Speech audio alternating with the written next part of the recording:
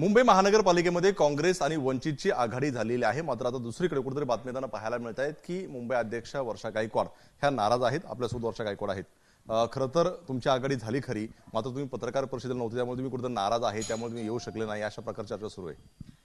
सर्वप्रथम मी एबीपी माझाचा खूप धन्यवाद व्यक्त करते यासाठी की तुमची जी मागे 3 दिवसापूर्वी कॉफी विथ कौशल जी आमची पॉडकास्ट झालं होतं, जी मुलाखत झाली होती, त्याच्यामध्ये सरिताताईंनी मला प्रश्न विचारला होता आणि त्यावेळी मी जी विनंती त्यांना केली होती की माझी आणि बाळासाहेब म्हणजेच प्रकाश आंबेडकर साहेब यांची नाळ एक आहे। मी बाबासाहेबांची अनुयायी आहे आणि मी विनंती केली होती या देशाच्या संविधानासाठी आम्हाला एकत्र येण्याची आवश्यकता आहे। त्या विनंतीचा मान देऊन बाळासाहेब मला वाटतं वंचित आघाडीच्या माध्यमातून आमच्याशी जे जुडलेले आहेत, मी त्यांचं मनापासून या ठिकाणी आभार मानते आणि त्यांचं स्वागत करते पक्षाची अध्यक्ष म्हणून।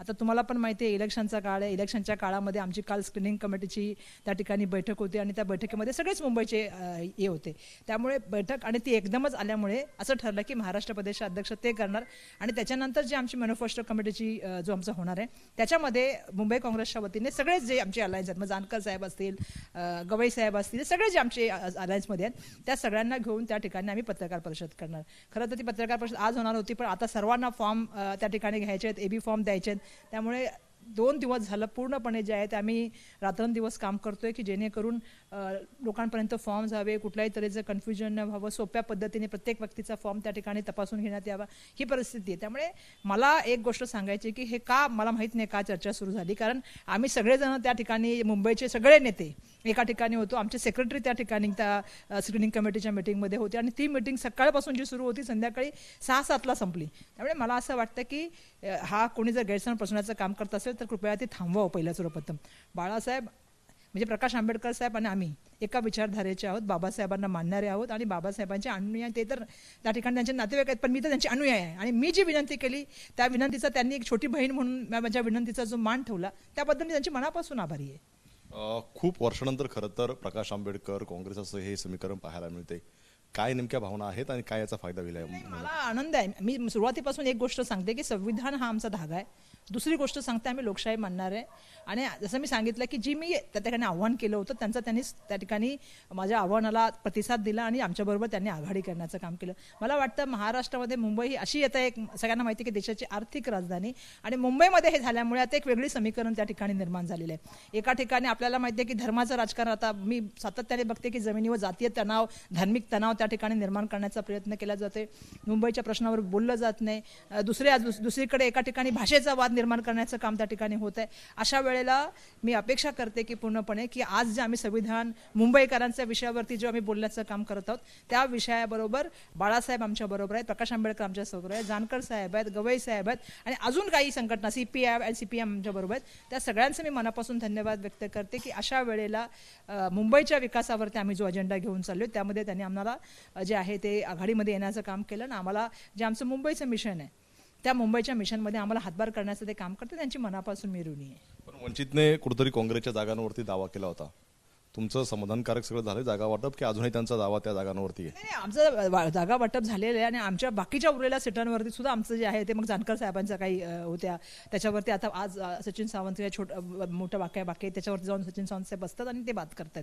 मी याच्यावरती करते की जेणेकरून कार्यकर्त्यामध्ये जे आहे ते भेटून त्यांना समाधान करणं, त्यांना भेटणं। दुसरं तुम्हाला माहिती आहे की प्रत्येकाशी चर्चा करून स्थानिक लेवलच्या नेत्यांशी चर्चा करून त्या ठिकाणी निर्णय घेणे, या सगळ्या कामाला आम्ही सगळेच जण म्हणजे मला धन्यवाद द्यायला पाहिजे मुंबई काँग्रेसच्या सगळ्या माझ्या नेत्यांचे पण, कारण ज्या तऱ्हेने आमच्या मॅरेथॉन 3 दिवस बैठका चालल्यात आणि त्या बैठकामध्ये सगळे उपस्थित राहतात आणि पहिल्यांदा मला असं वाटतं की मुंबई काँग्रेसच्या मध्ये कुठल्याही तऱ्हेचा विवाद न होता प्रत्येक सीटवरती चर्चा झाली, प्रत्येक सीट मंजूर करण्याचं काम झालं आणि याच्यामध्ये मोठ्या प्रमाणामध्ये मी सगळ्यांचे धन्यवाद नेत्यांचे देते, जे आमच्या पक्षाचे नेते त्यांचे सुद्धा धन्यवाद देते। कारण तुम्हाला पण माहिती आहे की मोठ्या प्रमाणामध्ये मागील काळाचा इतिहास बघितला तर सातत्याने विवाद होतात, कुठेतरी तणावाचं वातावरण निर्माण होतं, पण पहिल्यांदा असं झालेलं आहे की तुम्हाला कुठल्याही तऱ्हेचा तणाव बाहेर ऐकायला मिळत नाहीये, कुठल्याही तऱ्हेचं मारामारी किंवा कुठल्याही तऱ्हेचं विवाद त्या ठिकाणी नाहीये।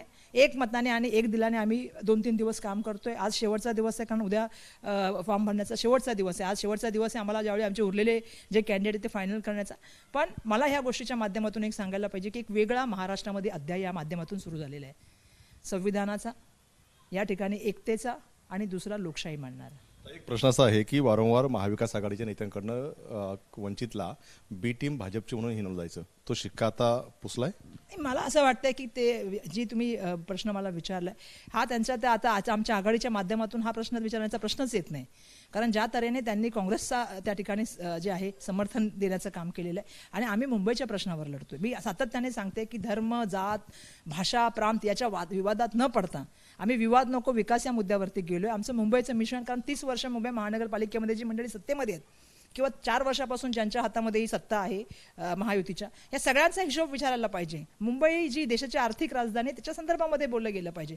पण दुर्दैवाने तसं काही न होता मुंबईच्या विषयावरती न बोलता, ट्रॅफिकवर नाही, रस्त्यावरती नाही, पाण्यावरती नाही, घनकचऱ्यावरती नाही, प्रदूषणावरती न बोलता आपण इतर विषयावरती खूप चर्चा करण्याचा प्रयत्न काही लोकांचा असतो. धार्मिक तेढ मी बघते आता काही लोकांनी बोलून केला, आता काही जमिनीवर पण करण्याचा प्रयत्न चाललाय.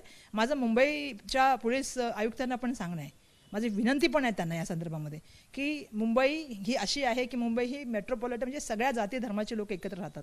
एकोपाठ होणं, सामाजिक सुरक्षा करणं आणि कायदा सुव्यवस्था ठेवणं हे त्यांचं काम आहे.